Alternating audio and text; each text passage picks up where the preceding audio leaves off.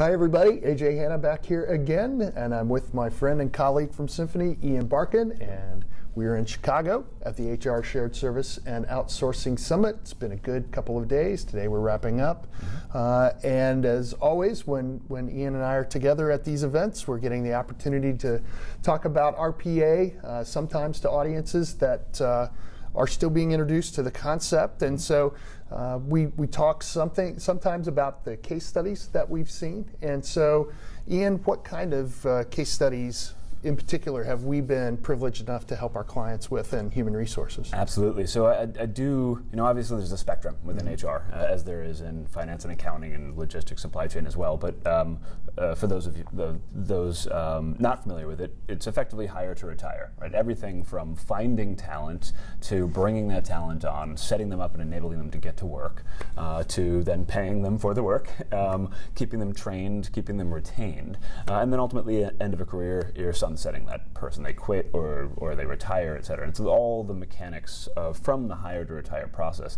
And we've seen, we've been lucky enough to work with enterprises and automate key components of almost every stage of that, right? Talent acquisition, we spent a lot of time in understanding how to find the right talent, how to schedule interviews, how to evaluate resumes and skills against a request for a job description, to the then setup of an employee. So it's a huge waste of money if you found that great person and you bring them on and they can't get to work, right? Just because they're not set up in the systems, they don't have the right access cards, they don't have the right applications on their laptops. So setup and onboarding is critical. That's a huge real value sink in a lot of organizations, and everyone sort of does a knowing head nod and like, oh yeah, we have that problem.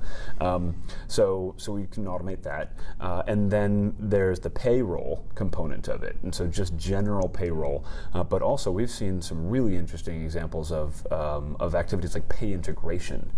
So every company has people who need to take a leave for any particular reason. It could be maternity or paternity leave, it could be disability, it could be family medical leave or bonding, or there's a somewhat long list of reasons why someone can sort of step away for a little while and then step back. And what happens is they are still paid, but they're just paid a different way. And so you have to integrate pay, often from insurance and from state or some other form.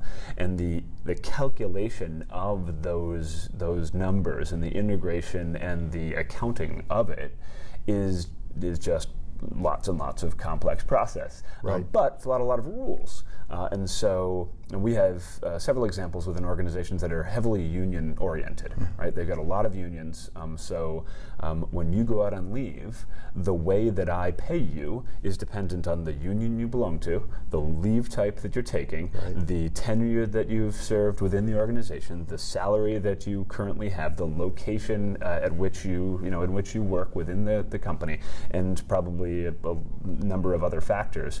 But that multivariate equation becomes pretty complex, and right now they've got people handling that, and we've seen the best efforts of energized, passionate, resourceful people using things like access databases and others to try to capture and codify that massive rule set, where when you come in and you look at it through the lens of RPA, you realize there might be thousands of rules. They're rules, and so that is a great candidate for automation. And we've seen some huge impacts from automating that exact process. Yeah. So you've been writing a series of articles around the theme of the robot not being, or RPA not being about the robot, it's about the human. And about, I don't know, a month or 2 months ago, you released an effort where you shared a quote from one of our clients, specifically in human resources activity and leave. Could you share a little bit with us about that? Yeah, no, that quote, that discussion sticks with me, and it really sort of shaped a lot of the way that I think about what we do today. And this particular person shared with me, and it's exactly that process, the pay integration process. And they shared with me, they said, people come to us, and us being the HR shared services function within the business, people come to us in the happiest or the saddest times of their lives.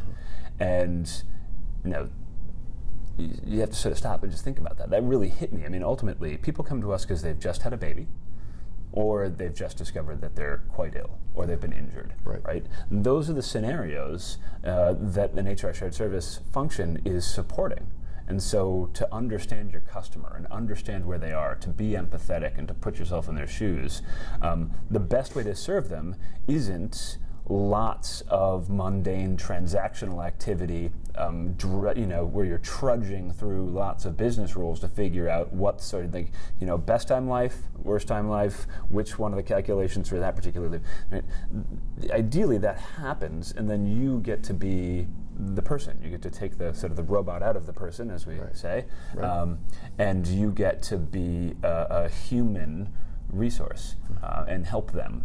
And so I wrote a blog about it. It's inspired some of the research I'm doing now to really talk to and understand enterprises and how an automation program helps them be more human. And I like it just because we spend a lot of time talking about robots, and as you say, I say RPA is not about the robot for multiple reasons, but in this particular one, it's because it's about helping us do what's core to our business better.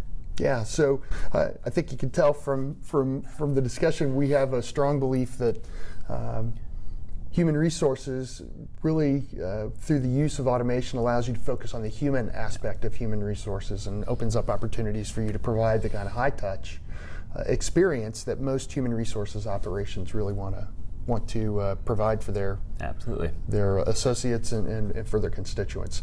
Well, thanks for joining us again. As always, we look forward to talking to you again, and have a great day. Thanks.